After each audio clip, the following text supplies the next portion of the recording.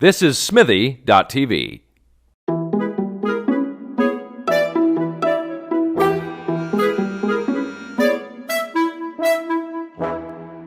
Hey, you're listening, watching, however you ingest this thing, to 5 Questions with Jeremy. Tonight, my guest is Pat Mastroianni, who you were on some show at some point that people watched. Littlest Hobo. I think that was the Canadian show that Pat's famous for. No, of course, I mean, you'll recognize Pat from various iterations of Degrassi. Mm-hmm. And I'm sure that's exactly what you want to talk about all night. I drove down here as fast as I could. Anybody wants to talk about Degrassi with me, I'm all into it. I have 2 Degrassi questions, and that's it. That don't come out of here? They don't come out. Well, these are all random. This okay. could be like about trauma childhood or about your favorite ice cream. Fair enough. It runs the gamut. 2 questions. And it's something I was just thinking about. Because you ended up playing, I think you played Joey as an adult more than you did in the end, on more episodes than you did as a teen. You know what? You're probably right. I don't think it's by many. I didn't even think about that. Yeah, you're right, because junior high and high back in the 80s. Well, they did more episodes, too, of New Generation. Right. We probably only did 13 episodes a season, so in total, times 5, maybe 50 or 60 episodes of the original series. And then now, with the Next Generation, they came back with like 22 a season. Mm-hmm. So yeah, you're right. But I don't think I was in every episode of the Next Generation. And you weren't focused on as much. Right. And with the original series, I was probably, at the very least, a subplot or a minor character in one episode if I wasn't the lead. I mean, the hilarious thing about those days, which couldn't possibly happen anymore, was that, we were a non-union show. Yeah. We were not governed by anybody or anybody. We didn't even have agents back then. So they just took full advantage. Oh, yeah. I mean, when we were wrapped a scene, they'd say, okay, guys, pick up some cables, pick up some sandbags. We're going to move the dolly. And literally, the kids were moving equipment. So slave labor on top of... absolutely. Wow. And if you weren't in a scene with dialogue, they were throwing you in the background as an extra. you were one of the team stars. Absolutely. So we didn't know any better when the series ended about how the industry was how you're supposed to treat the talent. And what's this trailer thing? We've heard this rumor about craft services. Absolutely. And you know what? I think that stuck with me because even today, 25 years later, I show up on a set, help. And I'm like, wow. I mean, I can't believe how you're treating me, and you brought me coffee and a substantial I'm a human breakfast. being. This is fantastic. So, I'm not jaded. I'm not bitter. I still enjoy every single opportunity, and whenever I'm on a set, I really appreciate it because, as you know, being a Canadian filmmaker or talent, it's a blessing just to still be here after all these years. Yeah. And I don't take anything for granted. And if I can still be doing this 25 years from now, I'll be the happiest guy in the world. Because I certainly didn't think that was going to happen way back when I started at age 15. I picked up a flyer that was dropped off at my high school, which happened to be very, very close to a school in Toronto called Earl Haig Claude Watson, which was an arts kind of school for kids with talent. And somehow you got this flyer. Yeah, they drove by my school and said, "Oh, well, let's just throw a few flyers." Hey, can you hand these out to some talented kids? And you're like, I'm gonna keep one of these for myself. Well, I remember the day. I remember the morning that my principal came on the PA with the morning announcements and mentioned that somebody had dropped off these flyers for a talent search for a new TV show for kids for the CBC, and everybody's like, "CBC, it's gonna suck." So nobody picked up a flyer from my school, and I literally went down on the between class breaks and I grabbed one and I filled it out. My dad mailed it in for me, got the call, went in, auditioned with about 500 other local kids from schools all across Toronto, and out of that 500, only maybe 30 or 40 kids were brought in for workshops.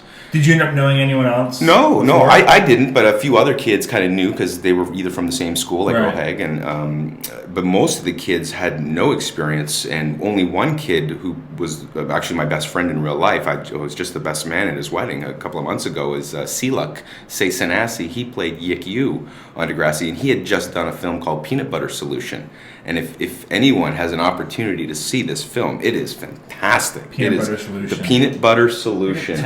It is a great film. I don't want to go into it. No, pour it out. Go for it. It's a whole... I'm having Silak on my show as a guest, and we're going to talk about that, because it is a great, great movie. And I haven't seen it, so I have no point of reference. No, but please check it out if you have a chance. It's great for kids and whatnot. But we all thought, wow, here is the professional. Here's the guy who's actually been working in the industry. And we knew he was going to get the role of the Chinese guy because he was was the only Chinese guy. So he was just like, yeah, man, I'm in. He's just like, I don't know, you guys try your hardest. Yeah, keep trying, kid, But on the breakdown, they need me. Yeah. But, out of the 40 kids, I think there was only maybe 4 or 6 characters that they'd actually developed prior to filming, and then as the series went on, they developed new characters and saw that, oh, here's a girl with spiked hair, and let's call her Spike. And literally it was like that, and a lot of the actors, they would get to know a little bit and then try to work around a character that suited their personality, because none of us knew what we were doing. Yeah. We were all raw. And it made you more natural anyway. Absolutely, but it also made it more difficult to please the producers and the directors and the writers, because we weren't capturing everything that they had sort of envisioned on paper. They appreciated our raw energy, but we didn't understand the concept of doing multiple takes and how to hit a mark, and so it was literally learning on the job as we were doing it, and for some reason it took, and people, I guess, saw that. Well, that's kind of the charm of it, too. That was the charm of it. It wasn't slick. It wasn't like we were competing against 90210, right? That was slick, that was polished, and had beautiful actors. Had 40-year-olds playing. 40-year-olds playing, yeah. But, here we are. I probably wore the same pair of jeans for an entire season, and at the end of the day, my costume would go in a milk crate that would say Joey on it, and that's where I would grab my costume in the morning, and that was the way it was back then. So it was sort of like guerrilla filmmaking, but I think I enjoyed that process more than I did coming back to the next generation, because that was just a machine.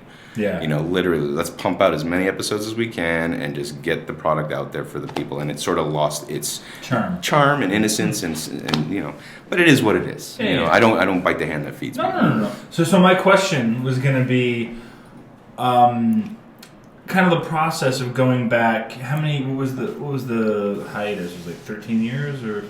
Oh, from the original series to the next generation, we wrapped Schools Out, which was the 2-hour movie of the week, in 1990 or 91, I think, and we came back in 2001. It's like a decade. Yeah, 10 years. So then, how do you find going back and revisiting a character that's 10 years later in their life? Well, I'll be honest with you. I was always wishing I could go back and do over what I couldn't do. Like I had felt I'd grown as an actor, a performer, as a human. Like, I imagine going back and rewatching some of that stuff. Oh, you sit there and I can't do it. I can't bear to watch it. It's even like watching old episodes of Happy Days, and the Fonz isn't as cool as you thought he was when you were a kid, and things like that. Yeah. But I did want to come back and sort of show the industry and show the audience that I was better than I was back then, and I've grown, because I'd done other shows, other series, variety shows, guest appearances on multiple dramas and comedies, and I just wanted to get out there and do something kick-ass. And when I did come back and I was excited to play Joey, the new young writers that they had brought on board, because Yan Moore was the original writer for almost every episode of the classic series, he wasn't closely writing the scripts this time around. It was a new, fresh batch of young talent that the producers thought, okay, they're going to bring this generation of topics and way of speaking and that an older gentleman that may not have his ear to the ground. And I just felt like they didn't capture the essence of my character 10 years later, and he lost a lot of his charm, a lot of his what made him special. He was now just a dad.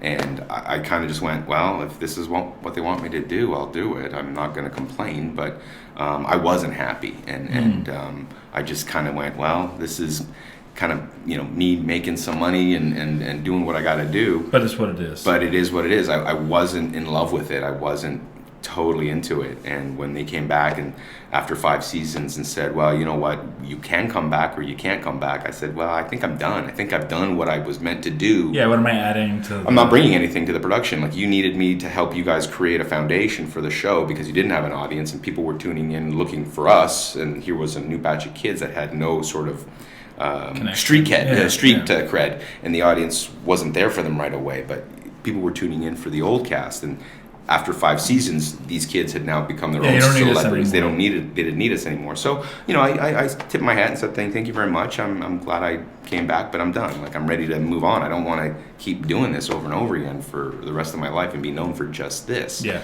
Do I like turning down work? No, but in the long run, I had to look at the big picture of what I was trying to do. I'd spent 10 years prior to coming back to do Degrassi trying to get rid of that character, get rid of that big cloud over my head of what I'd accomplished.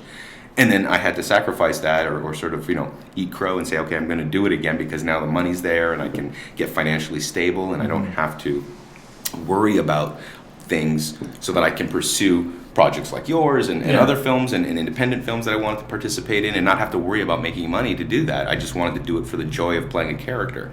So I did what I had to do, and now I'm just sort of in that phase of my life where I just wanted to shake things up and get out there, and it's slowly happening for me, and hopefully eventually I'll get back on another series because that's where I shine. I love series television because whenever you do a cameo or a guest role on a show like The Listener or Rookie Blue or Saving Hope, you're there for a couple of days, you see a lot of the crew that you remember from other productions, and you get to know the cast, and you really like them, and then before it's like, all right, that's a wrap for Pat. It's like, oh, I was just getting into this. It was like Pat was on in my first film, The Untitled Work of Polish Apart, and it was like a day. Yeah, it was 4 hours, dude. Yeah, it was half a day. It was half a day. And again, it was like, here's a great bunch of cast and people that are just kind of working together to make this small film, and I was really into it. I wish I had a bigger role in it. I know, and for me, I was like, no. Is there anything else we can do? There was really nothing for me to do. It was all about the ex-girlfriends, which were fantastic, by the way. They were each fantastic in that film. But that's it. Like, you show up on a set, you meet people, and you're like, wow, I'm just starting to get comfortable,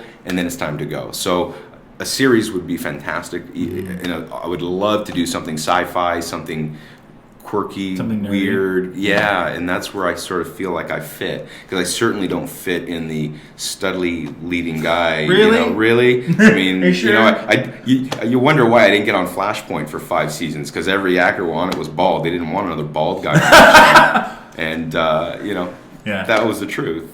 And but no, there's lots of work out there, and it's there for you to get it. I got LA out of my system. I did that in my 20s, and now I'm just happy to be here in Toronto and married, and I got my dog, and I got my home, and my friends and my family, and this is what feels right for me. Yeah. Oh, good stuff. So I'm happy.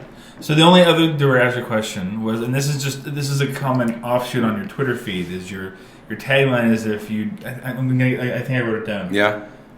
Something about if you'd known you'd been famous for this for 20 years, you would have worn a different hat. Actually, I said if I had known my 15 minutes of fame would have lasted 25 years, I would have worn a better hat. Yeah. So what was the hat you'd wear?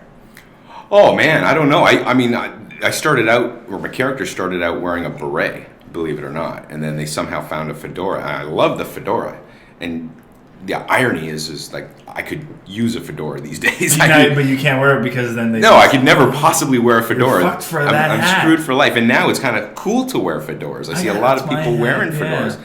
But I don't know. I would love to see what my options would be to wear a hat. But I can't even wear a baseball hat. No? It's hard. People know right away because it's... I don't know what it is. As soon as you put it's the reverse Superman. Yeah. It's like,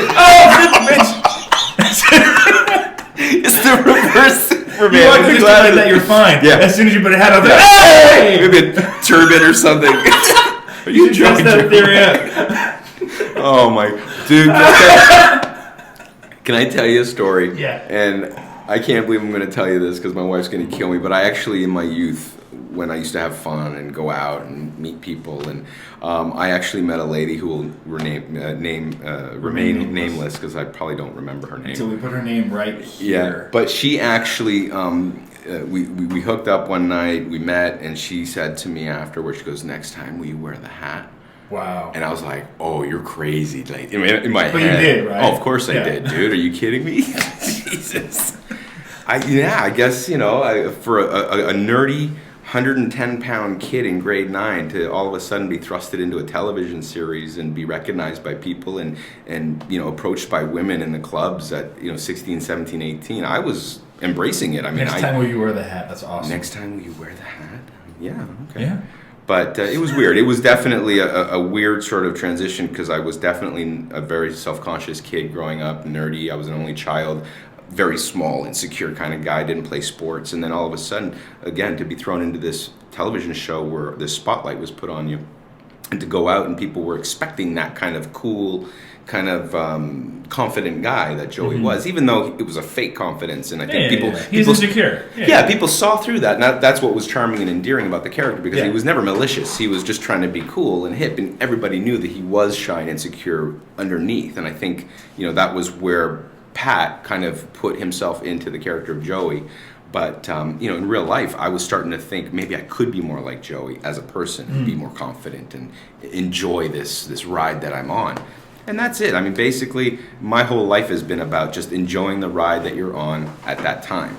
And it can change year by year. Sometimes the ride is exciting and there's a lot to do. And then sometimes it's just kind of quiet and mellow and, really nothing. Because that's why I knew the woman I married was the right woman for me. Because when we hooked up, well, first of all, we met in high school. We actually dated in high school and went to the prom. And she asked you, would you with a hat? No, she did not.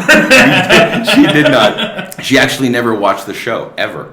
Has she seen it since? No, she saw a few episodes after we got married. But she didn't watch the show. She says, well, I had a life, Pat. That's what she said to me. Well, she was into sports. Another reason why she's the right girl for you. She was. You know what? Because she dated me in high school. It didn't work out. We broke up. 8 years later, we got back together. Dated for several years. She dated me while I was living in Los Angeles, and she was here in Toronto. So we had a long-distance relationship, and all we had was communication over the phone and emails and stuff. And then... but there was really nothing going on for me in the late 90s. And I was kind of like, Carm, I wish you knew me back then when things were exciting and there were Gemini Awards to go to and appearances and charity events and, money was coming in with work and da-da-da. I was working construction with my father. I was driving a dump truck. I was plowing snow in the wintertime. There wasn't a lot of excitement, yet this woman still found me interesting and wanting to be with me and actually marrying me. And then Degrassi, The Next Generation, came along. And, I was so happy to share that new experience with her because it was exciting again. It was a lot of events to go to and a lot of things to get dressed up for. And she just took it in stride. And now that the series is over and we're now just kind of nesters in Markham, a suburb of Toronto, she loves it and she's happy. She's like, Pat, this is all I ever wanted, And I'm like, me too. It's not about all that stuff. So she's a sweet girl. I love her to death. And we're 11 years in and we're still, like kids. So it's cool. I'm happy. Thanks, man. Do I get to pick a question out of the jar? So you can, like I said, you can veto any questions. I'll judge you. Do you pick or me? No, you have to pick it up, but you get to pass it to me. Because some of them might not mesh. Okay. There you go. It's like a fortune cookie. It is like a fortune. I looked into getting fortune cookies made, and it's not cost effective because you can get because the problem is there's 50 some odd questions in there. Yeah. You can get the problem is to buy 50 individual fortune cookies. Well, you buy them in a bag, and then you take the fortune out, and then you stick those ones in. Can you stick them in? Yeah. There you go. All right, done. Oh, if you could star in any music video. Music video? Yeah. Oh wow. Could be a music video that exists and you just want to put yourself in, or you can take a favorite song that you don't even know the music video. Okay, now do I get to be the artist in the video? Do I get to be the guy doing it? However you want to be in that video. Because it would be one of two probably. Okay. Because instantly in my head, Thriller was the first one that popped into my head. I would have loved to have been in Thriller for starters. As a zombie? As a zombie, yeah. Because that just the whole all that movement and all that stuff. And at the time, man, the hype that was built up to watch this video. I don't know if you stayed up till midnight. Because that was when the first airing of On Much Music of Thriller was. My cousin showed it to me they taped it on beat because I was younger, and my cousins had taped it and showed it to me, and it scared the shit out of me. Oh yeah. And my parents were furious that they had shown this to me. And just the phenomenal amount of money spent to make that video. It was $1 million. And it was Scorsese, right? Oh, I don't remember. Martin Scorsese directed was it? that. Yeah. Yeah, and they said it was $1 million to shoot this 13-minute. Well, that was the long version, 13-minute video. And then the second one was Billie Jean, but I would want to be Michael Jackson in Billie Jean because he's just badass. So just Michael Jackson videos. Well, he's what I grew up with. I think everybody my age had. I remember those videos. Do you? Yeah. Black and white too. Yeah. He was such a great dancer, and what happened was tragic, but it just seems like a lot of the artists that we grew up with back then are just dropping in these weird ways, like Whitney Houston and Michael Jackson, just weird ways to see them go, to end their. I totally forgot Whitney Houston died. Yeah. Until you said it was a year ago last week. Yeah. And then what's that other singer, the British singer that died last year? The young, 21, 22 years old. Blank. Yeah. Yeah, the Amy Winehouse. Yeah. Just weird, all this stuff. So, I don't know. I'm happy that my life experience and the environment that I grew up in, even though it was film and television, and I never got mixed up in all that craziness. It was very like go in, go to work, do your job, go home, and that was it. But obviously a lot of other people got messed up. Yeah. Well, I mean, look at like people like someone like Lindsay Lohan, right? Perfect Who's just example. like amazingly talented. And there was this crazy article about it was like a set reporter was on the film that she did with the guy that did Paul Schrader, and the writer was Brett Easton Ellis. Look at me getting it right. Ooh. Ryan's The nodding. Canyons. Yeah, and so she did this movie with them, and they had I don't know if it was a Hollywood Reporter guy or who the journalist was, followed her around and did like a complete giant behind the scenes. It's like this 10-page article. You can find it online. It was trending really popular a couple weeks ago, and it's just like it's an interesting window into kind of the experience that what was going on, and just how kind of far removed she is from Reality at this point. And But she's also young enough that she's part of the entitled generation.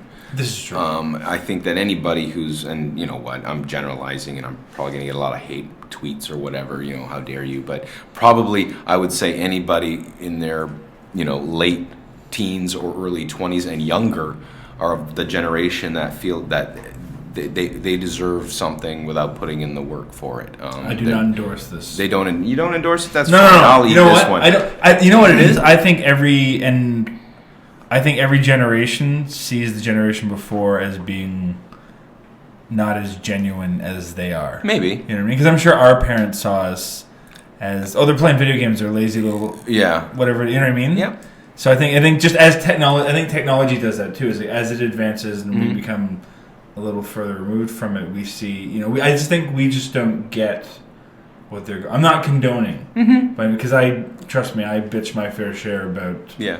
The kids today. Well, I had this conversation at dinner there, and I have a 3-year-old. And we were talking. My wife and I were talking about when we were kids and going down to rent a movie. Yeah. And he's like, "What's rent a movie?" We're like, "Well, you had to go to a store and you get the movie." He's like, "Why don't you just watch it on Netflix?" It's like, because Netflix. I'm like, oh my god, I'm old. Yep. I feel old now. Why don't you watch it on Netflix? Because we didn't have the internet. And he just stared at me like I was an idiot. Yeah. It's like, we had a party line is what we had. Yeah. That was it. Man, yeah. No, there's definitely a huge sort of technology gap between our generation and the younger generation today. But I still feel like there's that expectation of I want what they have or I want what the person on TV has. Yeah, because but everybody wants to be a star. I think it's connected because they can see it instantly. They right. know what this person's tweeting about, what they're wearing, where it's like... Yeah. Technology made us removed from that, where we weren't getting that. It's part of the instant gratification because everything is instant now. Yeah, but you know what? They're still young people. They're still inexperienced in life, and they're still childlike in their mindset. But they want everything that they have this thing. They think they know more than they should, or they think that they're so well informed, or they know what's going on, but really they don't. They're still. I'm sort of stealing a topic that we discussed on Degrassi way back when in the Next Generation, but there is that sense of, oh, Dad, come on, I'm so, I know what I'm doing. I know what I'm doing. You don't know. And it's not. They're still kids, and they may feel like they know more or they're more in tune to what's going on, but they're really not. They just don't have that life experience yet. Cool. This came out of a music video Exactly. Because of Michael Jackson. I'm like, where the hell did we end up? That's great, but that's the whole point of this. Exactly. Is to jump in. What's your guilty pleasure? Or a? Oh, okay. Well, that changes from time to time. And it all depends on my current guilty pleasure, the thing that kind of gets me off and not get me off that way. Stay tuned for this, kids. Yeah. No, I'm a big time treasure hunter. Define treasure. I'm a big fan of shows like Storage Wars, Canadian Pickers, anything where you can go into someone's attic and find something that has been sitting there and rescue it. And for me, it's all about comics right now. Yeah. And it'll change. Like 2-3 years ago, it was Is it all sports built cards. around taking advantage of somebody? Not necessarily. I mean, if they want to be taken advantage of, they will be. But what I'm saying is that if I roll up and somebody says, like a perfect example, here's a story. I was driving by an old bookstore in Markham a few years ago, and for some reason I was just kind of drawn to go in and maybe ask the lady if she had any comic books, because she had old books that she was selling. And she looked at me and she said, are you a collector? I said, well, yeah, I guess I'm a collector. I enjoy collecting. And in her mind, the price goes up. Well, right no, now. I'm just thinking, what is she getting at? So she goes, well, follow me. And she takes me up this winding iron staircase, because the house was like a 120-year-old house. And then she said, can you wear the hat? Yeah, she said, can I wear the hat? Do the Michael Jackson Thriller video. And she had over 15,000 comic books in her attic, sitting on 15,000? 15,000. Like individuals, we're not talking about trades, right? Yeah. No, still, that's a lot. Just a lot, Yeah. a lot of books. And I just kind of went, holy crap. And she's like, these have been sitting here for about 20 years, and I'm dying to get rid of them because they're taking up space. I have all this book inventory that I can't put on shelves because these freaking comic books are Because here. these stupid funny books. Yes, and I went, wow. And I literally spent 2 weeks going through everything and organizing everything, and I basically cluttered her out of all of that stuff. And I don't know what it is, if it's just transference or what, but that energy of holding those books again, brought something out of me in the collecting world, and I just, that's what I love. Did you take the whole thing from her? I eventually took it all. I took it all, and then I met people on the internet and made friends with people online that are also my age or younger that have an interest in collecting. When I traded and I swapped and I sold and I bought, and now I've started a really neat collection and it all started from this one lot of books that I found. And that's quite the lot. It's quite the lot, books. yeah. And it was just a mishmash of stuff. It was just weird, the stuff that she had. It was just all sitting there. So yeah, something like that really excites me, and I love treasure hunting. And if I could have a reality show where I go out and do this kind of stuff, that would be fun. But I have no idea what, the concept. Reality show producers, you can contact Pat There right here. Yeah. Here. So yeah, just little things like that. That would be my guilty pleasure, because I don't have, like, it's not chocolate or whatever, pizza, or it's just the things that kind of excite me. Collecting, finding things, salvaging things that could have been destroyed because of just they weren't taken care of, or people just don't care what it is. They just want to throw it out. I remember another lady that I met. My father was paving the driveway at her farmhouse, and inside her giant, massive shed of a garage, she had all these sports cards. And I said to the lady, I said, Miss, can you somehow bring these inside your house, because the humidity and moisture, you're going to destroy them just by leaving them here in this shed. And she goes, man, I've been trying to get rid of these for like 7 years. And I'm like, well, what do you want for them? She's like, just take them. And I was like, what? So I came back with my own personal vehicle later on that day, and I literally loaded it up. And when I got it home, it was about 150,000 sports cards from the 50s, 60s, 70s, 80s, and it stopped at around 92, 93. And this is why Pat no longer has to act. I don't. I really don't. I just find old ladies and take their shit. But they literally, you're saying, please take this off my hands, right? So I go home, and the funny thing is that I'm not a sports nut. I don't know who the players are. So my wife, who is the jock of the family, I'm the sensitive artist, but my wife is the one that knows all the players. I'm taking a card and I'm showing it to her. I'm like, who's this Jagermeyer guy? And she's like, oh, dude, and oven who's this chicken. Wayne Gretzky? Who's oven chicken? Who's oven chicken? And I'm like, oh, okay. So she showed me, basically what to keep an eye out for, and then I did research, and then I, put it all together. It was a lot of fun, and that's what gets me off. It's just finding stuff. I've really gone on too long about that question, so. I like it. It's funny. I stopped. I have a very small comic collection. I had a big, my cousins were huge comic nerds but I was 10 years younger than them, so I was around 6 or 8. And at one point they gave me a refrigerator box full of comics. Nice. Which my mom was like, you can keep half, because there's, I'm a kid, I don't have a huge room. Right. But it was like, I remember, and I still have a good chunk of them, but it was stuff like, the Spider-Man wedding comic. Yeah. Which I was like, this is probably going to be worth something. I don't know if it is or No, not. it's annual number 21, that issue. Look at that. There were 2 different covers, one of him in Spider-Man gear and one of him as Peter Parker. I have the one in Spider-Man gear. Yeah. Is that worth more? No, it's worth nothing. unless it's graded in a really high grade, like 9.8. Squat, $5 tops. I'll take $5 for it. Yeah, $5. It's free. I'll buy my coffee. Absolutely. It's just sitting in a drawer right now. Yeah, somebody's looking for it. Wow. Looking for it. I literally, just a couple of months ago, I traded a Joy Jeremiah hat for a Walking Dead #1, 9.8. The guy's like, I would kill for that hat. I'm like, I'd kill for that comic book. He's How like, many Joy Jeremiah hats do you have? oh, that you can trade? I stole a whole bunch from Stet. I just grabbed a bunch. A few I sold for charity, multiple sclerosis back in the early 2001 timeframe. Just stuff, just swag. How many more hats were there? Well, there were a ton of hats. There were tons of hats. But the thing is, I never thought this They stuff would paid be you worth guys anything. nothing, but No, but they furnished you in hats. the Hawaiian shirt's worth $8,000. I mean, who would have thought? Yeah. But no, I never thought any of this would be worth anything. I was just a collector, or I guess a thief, a hoarder. A hoarder. I would take all this stuff from set. And A collector is a professional hoarder. True. That's fair enough. But I mean, I had all this stuff in the late '90s or 2000, and my friend was diagnosed with multiple sclerosis, and we were doing a walk to raise money, and I didn't feel like going around all my friends saying, "Give me $10 and I'll do this walk. Give me $20, I'll do this walk." So I said, instead of troubling my friends, I'm just going to sell this box of swag that I had sitting here in the closet, and I ended up making like $4,800 for the charity. I was so stoked, and then ironically enough, later on that year they called me from this show to say we're coming back with the series. I'm like, fantastic. I need new hats. I ran out of hats. That's how I get all my stuff. Been paying my mortgage for years with hats. But so The Walking Dead #1, just to get back to that. Sure. That's a pretty common comic, though, isn't it? No, there was only 7,000 printed. Of the original. Of the original first print. Original run. Yeah. But they've done reprints. Yeah, but who wants a reprint? No, fair enough. But you got... Dude, who wants a reprint? See, this is your podcast. Who wants a reprint, dude? Come on, So what makes it a 9.8? Okay, CGC grades books from 0 to 10. Yeah. But once you get to 9, it's like an earthquake. It's very, very hard to get to 9.2 or 9.4, 9.6, 9.8. Then there's 9.9, and then there's a 10, which is like literally impossible to get a 10.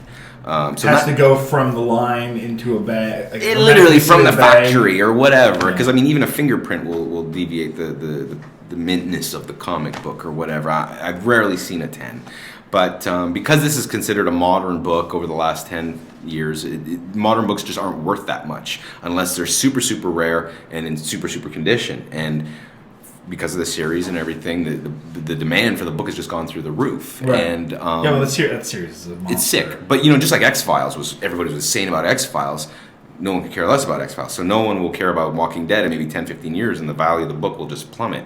So you got to sell it at the right time. You got to sell at the right time, and basically doing research and knowing that the series will probably go another 3 or 4 seasons because they're only, I think, Ryan, you told me that they're only up to episode, well, in 2 seasons or 3 seasons, they've only gone up to issue number 20 from the comic book series. Yeah, what's interesting? I mean, do you watch this? Not yet. I have it all at home waiting to watch, and I literally have to sit and watch it. I think it's one of those shows. I like it. You like I think what they've done. I mean, I'm more or less up to date on the comic. I don't buy the individuals. I wait for the trades. Mm-hmm.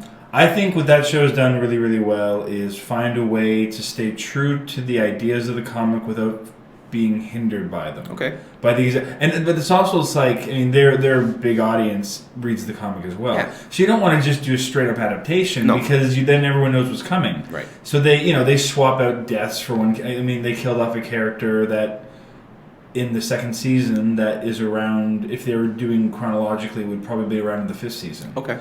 And vice versa. There's characters that are still around that would have been dead a long time ago, which is smart. It's like that way you're keeping the fans on their toes as well, but they're still staying true. They're still hitting like the big benchmarks, like in the season 3. Like, spoiler alert if you're behind, but in season 3 they find a prison. Okay. And that's but what leads them there is different than what led them there in the comic. Okay.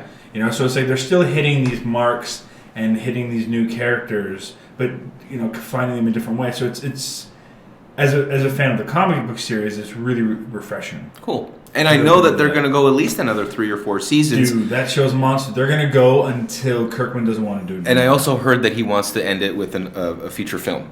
So just like X-Files had a feature film sort of finale, Yeah. He's mentioned it. I'm not. I don't I guess think that it's makes sense. nothing set in stone, but I'm saying fair that's how he sort of I'm going envisions to call you it. to task on that. Yeah, 3 years, 4 years from now. Yeah. But yeah, I mean that's sort of the joy of what I do is that, like I find these little gems and I either hold on to them or I flip them quickly. But you know, it's just a hobby. It keeps me out of trouble. I mean, it's one of my vices, and I don't have too many of them. I don't drink. I don't do drugs. I don't.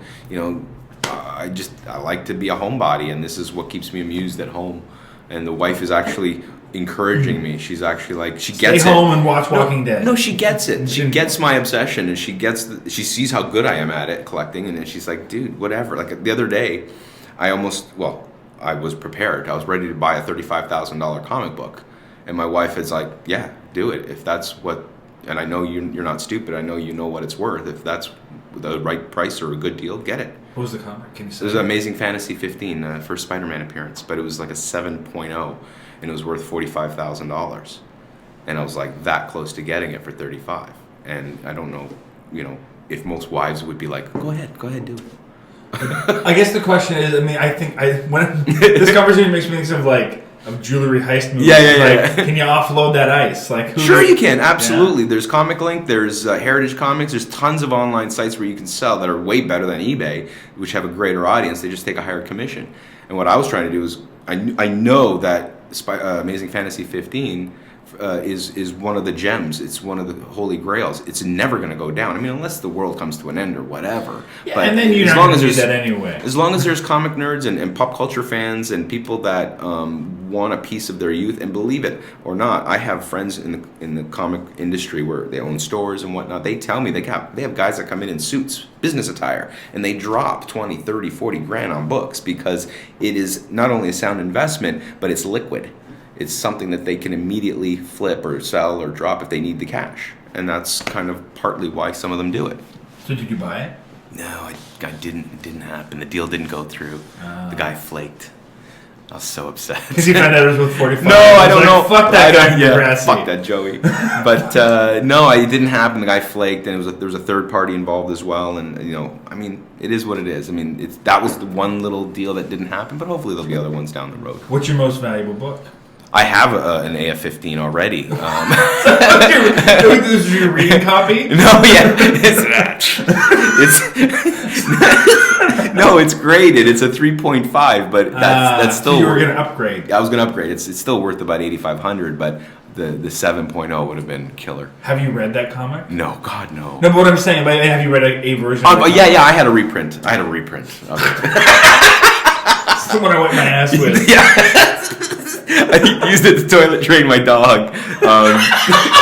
No, Marvel Tales is another title that did reprints of Spider-Man AF-15 and Spider-Man 1 all the way to like issue 20 or whatever like that. So have you read all the comics you own? I owned a lot when I was younger, and I've read them all, but a lot of the books that I buy now are encapsulated. Yeah. And I don't. Have you read a version of that? Online? Yes. A couple of books I bought raw, like Fantastic Four #1, I bought ungraded. So I read that one, and I read the first appearance of Green Lantern in Showcase 22. I read that one, and then Justice League #1 I read. But it's like literally like holding a stick of dynamite when you read it, because they're frail, they're old, they're 50 years old. So you literally are, turning the pages, trying not to put a crease on it or anything like that, and it's a little nerve-wracking. You got your historian gloves. Yeah. You're sweating this thing. Yeah, it's a little nerve-wracking. White gloves. You're like, I get it. It's tough. And it all started. This collection all started with one book, and it was Spider-Man #1. And believe it or not, a fan gave it to me. A fan from Vancouver, and I was just like, oh my God, that's like the most incredible gift like someone has ever given me, like especially from a fan. I mean, I gave this guy tons of stuff. I said thank you so much. I gave him everything he could possibly have wanted, but there was tape on it on the cover, and I guess when someone took it out of the sleeve of the bag, the two pieces of tape that keep the bag closed caught on the cover.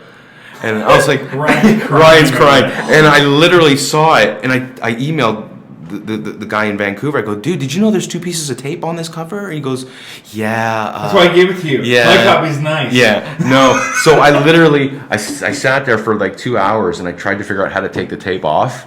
And I got my wife's, tweezers out, and I got a kettle of hot boiling water, and I was trying to, and I said, I'm gonna screw this comic book up. I'm gonna screw it up. And I tried, and I got a little bit of it off, but then I saw that it wasn't gonna come off the rest of it, so I left it on there, and then it ended up being a 1.8 graded out of 10, which was kind of sad, but still worth, a fair amount of money. Still a nice gift. It's a wonderful gift. Are you kidding me? I completely appreciated what he did, and no one's ever done anything like that, like as a gesture of from a fan, thank you. It was just like, wow. I don't know. So top that, somebody. Yeah, top that. Top it. Pat Stalker 418. Yeah, I wish. You are a stalker. Totally. I don't know. Nobody stalks me. Aww. But, yeah. We'll find you a stalker. Thanks, man. Oh. What is this, number 5? This is number 3. Oh, for crying out loud. Look at us. You got enough tape in the camera? Yeah, it's all digital. Oh! What's the worst kind of direction or least helpful someone can give you? The worst kind of direction? Yeah, as an actor. Oh, as an actor? Yeah. Not like, how do I get to the store? It's yeah. I don't know, it's fucking around there. That's not what I meant. Wow, okay. Okay, yes, I do have an example. I won't name names, but I remember a director trying to get something out of me, and he literally said he would fire me and throw me off the set if I didn't do it. So that's not a useful kind of direction. And I was just like, I was so upset. I was afraid, obviously, and I didn't know how to react to that kind of. No one had ever talked to me like that before, not even my parents. And I'm like, holy fuck, like. And I was just so shaken by it, and I did my scene almost like in fear, and I guess he was at gunpoint. Almost, yeah. And I thought that's not how you treat a young actor who's not really, knowledgeable about how things are done, and it was just a poor way of treating someone. It's almost like a mind fuck, It's And that happened a few times that I worked with this particular person, and I was just like not impressed. I mean, there are different ways to get something out of someone, especially a young actor, and it would never. No one would stand for that today. If the union would be like, what the? But it was just not appreciated, and I'd seen it happen to a few other people before too, and I was just like, wow, I can't believe that they can get away with this stuff, and treat young people who are just doing the best they can. Yeah. They're just not. I didn't do that. I didn't make that choice to piss you off. Yeah. I'm sorry. I'm not, winning any Academy Awards here for you, but give me Academy Award winning material. Yeah. Talk. Yeah. I was just shocked by it because, even today, I've had directors come up to me and say, you know what, Pat, less. Give me a little bit less. Bring it down. I'm like, oh, bring it down. Okay, yeah. And I don't mind people saying that, or give me more. Bring it up. Yeah. But to say shit like that, I will. Fire the shit out of you. Yeah, it's like, what the hell are you doing? I've met some whack jobs over the years, but I take it all in stride. Now it's just like, whatever. So how do you prefer to work with a director? I just prefer someone give me an option. Like, let me do it my way. And if that wasn't exactly the way you interpreted it, then great. You have one in the bag that I did. I'll give you whatever you want now. You want me to go big? You want me to go small, subtle? More? Tell me. Because I've always said to everyone that I've worked with, even fellow castmates or actors, I said, listen, if I'm doing something that's throwing you off, if my timing is, let me know. I mean, I'm not in this to take over the scene. We're here together. So whatever it is you need from me, I want to give it to you, especially if I'm off camera. I'm there for you 100%, and I'll give you everything I can, because a lot of actors sometimes won't even be there. And that's the worst. So... if another actor says, Pat, can you give me? Don't even look at me in the eyes. Don't look at me in the eyes when we do this. I'm like, okay, I won't. Because they just want to basically focus, but not actually focus on you. Some actors are more insecure that way.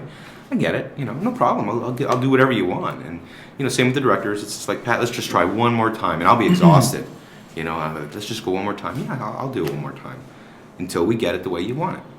And I appreciate it. I appreciate that the director's that genuine and honest with me to say, I want more out of you, and I think I can get it. Let's try it one more time. And one example, I won't get into that one example. I'll just say that there's some fantastic directors out there that I worked with recently that really impressed me. So, and it's nice to be impressed but after 20. What? Dude, dude. Recently, yeah. wow. No, Jeez, recently. He was a really nice director, and I would love to work with him anytime, anywhere. There's just those kind of people that you meet, and that's wonderful. Yeah. So, yeah. That's good. Yeah, I like that. Yeah. Okay. Go. Never know what the question the was. destiny of that question never fulfilled. We'll never know. How did your mom and dad meet?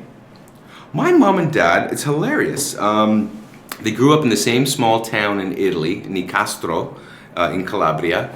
And believe it or not, my mother's family immigrated to Canada first. And because my mom was the eldest child, her responsibility was to sort of be the second mother to all her younger siblings. Yeah. So she never got to go to school, she never got to date, she never got to marry at a young age until all the other children were taken care of. And so basically what happened was her family started to immigrate my father's family to this country, either through sponsorship, through marriage, or whatever. And basically my mom's dad said, you're marrying this guy so that he can come and work in Canada, and that's that. It's an arranged marriage. It was arranged marriage, basically. And my mom's like 10 years older than my dad. But you wouldn't know today to look at them. They're both, great, and they're in love, and they've had a fantastic marriage and loyal and all that stuff. But my mom's name's Angela, my dad's name's Angelo. So that's always easy to remember for people who meet them. And that's how they paired them up? Yeah, basically. Alphabetically? Angela, you go to Angelo. And you know what? It's a testament to an old way of thinking that, it wasn't about what my mom wanted, it was what the family wanted, and she just rolled with it. And they learned to fall in love with each other, and they were together and are still together today. How long have they been together? 43 years, so, Well, they didn't have divorce back then. Well, not if my mom wanted to be alive, because, her father would have killed her. No, her father would have killed her, not my dad or whatever. It just wasn't done. Her father probably would have beat her. My mom told me stories of how back in Italy, he would, if she disobeyed, he'd tie her to the tree and whip her with the branch of the tree. I mean, that was just that time. It was just rip off a random branch. No, I'm serious. Yeah. So you learn to obey your family, your parents, and do what they say. It wasn't about what you wanted or what your needs were. So, in a sense, my parents have lived vicariously through me and what I've accomplished, because they could never even have imagined when they came to this country the kind of life that they would love to have for their child, right? So to see me shine and to see me succeed and to achieve things that they could be proud of, to say, look what... And something you chose for yourself, too. It was something that I chose for myself, but, the luck of the draw, I was a 1 in a million, dude. I'm not saying that anybody could have been Joey Jeremiah. I was just at the right place at the right time, and somebody took a liking to me and thought I had something and gave me that shot. So, not only did they give me this path that I'm on, but in the same sense that I gave my parents something to be proud of, that they get to ride along with me and be part of that experience. Yeah. So. What did they think of the whole Degrassi thing? Oh, dude, the first year it was the worst, because they would bring VHS copies with them wherever they went. So whenever we went to a family's house, it'd be like, let's watch my son on this show that he did last week. It's very good. Let's watch it. And it'd be like, Mom, Dad, let's stop. You got to stop taking the tapes to my godparents' house and my cousins. So yeah, it was embarrassing, but that was just the sense of pride that they had, the immense pride that they had. And I got to take them to the Gemini Awards in '88 when I won my Gemini for Best Actor, and they got to be part of that, so they got to experience that. Because I remember saying to my dad when I was 12, we were watching the Academy Awards one night, and I said, Dad, I want to do that one day. I want to go up on stage and accept an award, and I think that's why he encouraged me to go and get into this acting thing, and didn't even squawk at me when I said, Dad, can you mail this, flyer. The flyer. Yeah. He's like, yeah, I'll do that for you, and absolutely. He drove me down to the workshops that we had prior to or before they casted the show, and it was 3 weeks of workshops before they even said you have a job. So yeah, putting people together in different situations. Yeah, different situations, scenarios, to see how we fit and to see what our camaraderie was like with other people, and there were certain strengths that some people had that they said, okay, I think we can develop that, and certain people that were just there, they were just happy to be background. You know, they knew that they weren't going to be one of the speaking characters, but they wanted to be background and they just wanted to be part of that experience. And a lot of them just went on and did their own thing after the show ended. So, yeah, I mean, you know, I owe everything to my parents, obviously, for giving me that chance. But, you know, for them. And for the sex that made you happy. Oh, dude, I have to thank my dad so much for that, because he having sex you know, with my mom. it's the only sexual advice my father ever gave me when I was 16. He goes, Pat, don't do what I did. Go out and sleep with 50 women before you even think about getting married. I'm like, 50? That's it? So, you know, I have this hat. Yeah, I got this hat. It's good for at least 30 on it. Your mother gave me a hat the other night to put on. Wow, we went there. All right. So that was the advice. It's like, make sure you. Yeah, always wear your hat. I should do Trojan condom commercials. Hey kids, never forget. Joey says. Never forget to wear your hat. This one does not apply. No. Yeah, I need another one. Okay.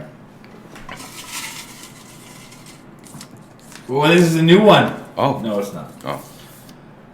Oh. Okay.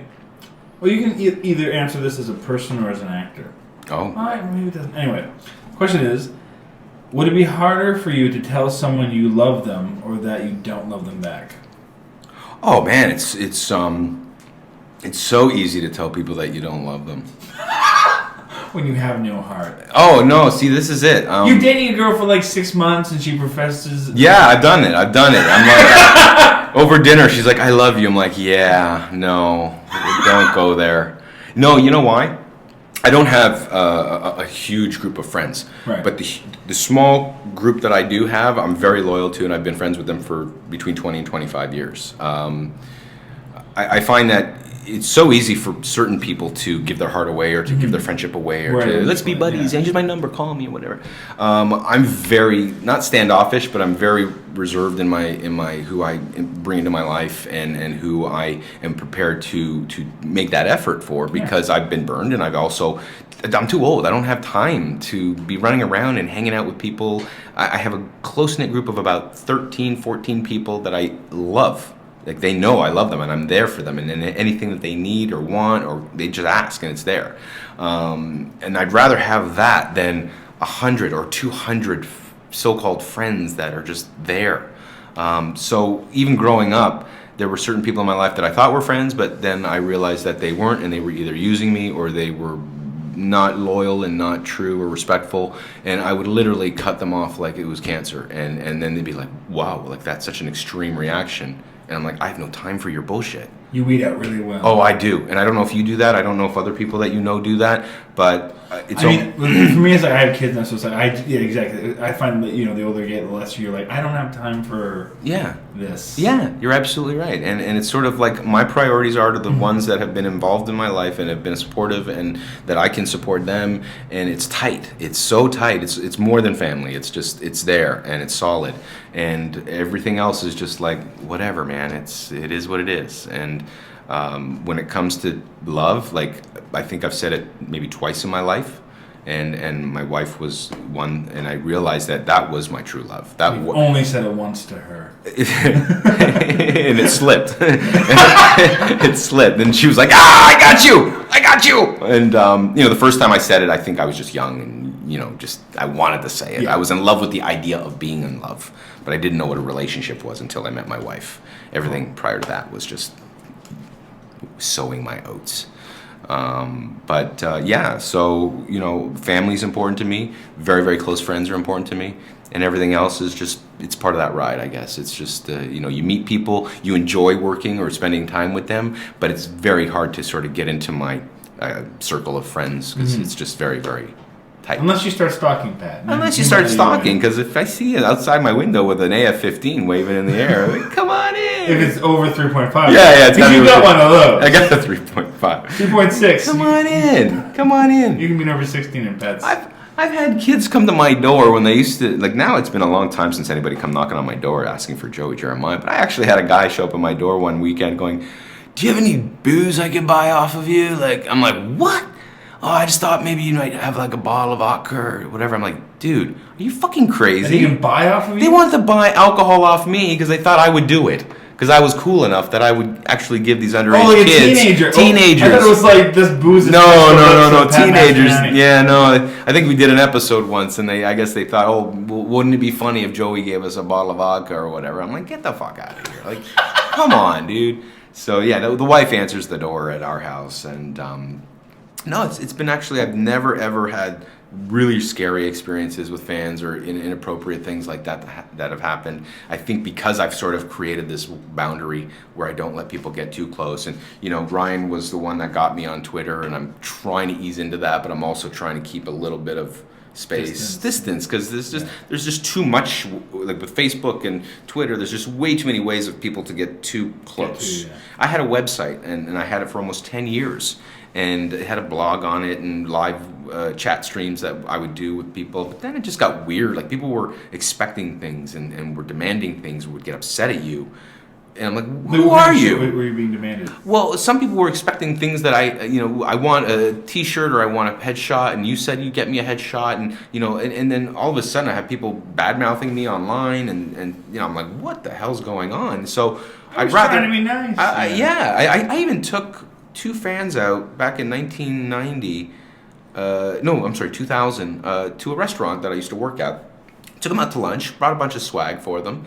Actually took one to the subway because he didn't have a car and he needed a lift. So I took him to the subway, dropped them off, and it was just a thank you because they both had websites, fan sites. And it was, at the time, it was new. It wasn't normal to see these fan sites. And I said, hey, you know what? These guys are in Toronto. This was me trying to engage and be cool and try to give back. And then one of them just lost his mind because I didn't send him a tape fast enough that I said I'd get to him, and literally bombarded the internet and YouTube with bad-mouthing me, and had emails that he saved from me about me saying that I'd send him this tape. And I was like, I got mad. I was like, I'm not going to send you anything anymore now, you fucking jerk. Like, and how much time did that person have on their well, that's hands it. Like, pissed off there's about just some that? really extreme people out there, and I was so taken aback by it. But you always remember the one jerk, the worst one, the worst one. You don't remember the 1,000 or 10,000 wonderful compliments. I know, and I'm such an asshole, but I do remember the good ones, and I appreciate that. But thank God the whack jobs have been few and far between, and those ones I just got to learn to let go. And I think most people who live a life on camera or in the public eye, they're insecure, obviously, because this is why we get into this business, because we have something to prove, either to ourselves or whatever. Mm-hmm. But we get into this business because we want to be larger than life. We want to be accepted. We want to be loved and liked, and have people view us and enjoy what we do. But whenever there's that little bit of rejection, we take it to heart. We take it, for some reason, it gets inflated, which is unrealistic, but it hits. Mm-hmm. And maybe that's why I create more walls and say, I'm going to protect myself and have the only people in my life that are true. And maybe that's just my own way of protecting myself. Pat's crying, so we'll wrap it up. Yeah. I want to have a Curb Your Enthusiasm show with you, and the show is you trying to do this drunk Raider Storage War stuff as kids are coming to the house going, hey Joey, buy me a fucking Sixer. I did that. Well, we're gonna end this on a positive story. I did that. I drove to London, Ontario, about 6 to 8 months ago, because somebody that I met on Kijiji was selling a Beatles Butcher album. If you're familiar with it. My kid's a huge Beatles fan. I don't know this. Oh, okay. In 1963, I believe, the Beatles came out with an album called Yesterday and Today. Yeah. And for one day, it was released in the stores with the Beatles sitting in white butcher meat cutting uniforms with baby parts all over them. They were dolls, and they had meat on them and bloody, and it was just like a really risky kind of photo that was way beyond anything at that time. So immediately they were pulled off the shelves and brought back to the warehouse, and they put a sticker on top of them of the Beatles sitting on a chest, a suitcase chest, and it was just them posing like the Beatles. But people go out now and look for these what they're called Butcher albums, and they peel the sticker off to get to the Butcher cover. And I'd found one because I've been looking for one for years. Again, it's just that thing I want to have, that cool pop culture thing. Yeah. And so I go to this guy's house. He lets me in. His wife walks down the hallway, And he goes, oh, that's my wife. I'm like, oh, hello. And she does like one of those Double takes? Triple. She did the triple take. And she goes, you're Joey. And I'm like, yeah. And then the husband's like, oh my God. And we sat there and talked for half an hour about the show. And eventually I bought the album from them, but they, please. No, please. Triple the price. No, the price is already negotiated. Money. No, but they insisted. They said, please, we'd love a headshot. We'd love a, whatever you could send. I'm like, absolutely. You guys got, this beautiful album for me. I'm happy to do it. And it's just cool. Like, I meet people and they're so astounded when I walk to their door, ready to buy something from them. They're like, what are you doing here? I'm like, what? I'm into what you're selling. I want to buy it. And it's happened a few times. And I always get a kick out of it because they want to do business with me. They're happy to do business with me. But the Butcher album was kind of fun. So now I sent them a picture of it. I have it framed and on my wall and everything. And I said, dude, this is going to be part of my home and part of my collection for a long, long time now. So I hope you like the fact that something that you owned, that you sold to me, is part of my, collection. And he's like, dude, that's totally awesome. I can't believe it. And, it's fun. That's fun. It is. That's when I like meeting people that know who I am. But obviously, I like to connect with people on a different level other than Degrassi, because that's just like going back to high school for me. But if I can talk to somebody about comic books or sports cards or classic cars or whatever things that I'm into, that makes me want to bond with you more quickly than if we're just talking about. Well, it's a shared connection as opposed to you talking about your experience. Exactly. Because they can't bring anything other than. My mom used to make me watch VHS tapes of you. Yeah. Your mom used to come to my house. It was weird. Well, you know what it is. Like I said, it is what it is. I'm happy to still be around and remembered after 25 years. And if somebody's actually sat through this entire webcast to watch me, I'll be impressed. And me too. Okay, so to wrap it up, you have to do one of two things. Okay. You either have to do some kind of skill that's either audio or visual, that's I'm going to see that's unique, or you have to arm wrestle me. Oh, I'll totally arm wrestle you. I'm going to lose too. To Joey. But now I get to say that. All right. Oh, wait. Are we good for positioning or which camera? Good. So again, the people that just listen to the audio version of this do not get this full. What are we gonna do? I think that's your strong arm. Are we gonna go the other way? Yeah. I don't really care. I'm gonna be weak with either. Here we are live, Joey and Pat and Joey are doing the lefty remote. Oh, look at you. Yeah, you can do that. Look at the I'm not gonna do that. Okay, ready? Yeah. Count us in.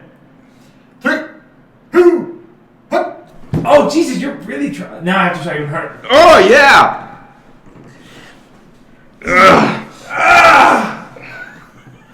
He's not even trying. I really am. Oh! I can see Jeremy's spine popping. Boop. I think I just peed myself. I did it. That was the first one I actually had to try really hard. As soon as you bend the wrist, it's done. It's done. You can't get up from that.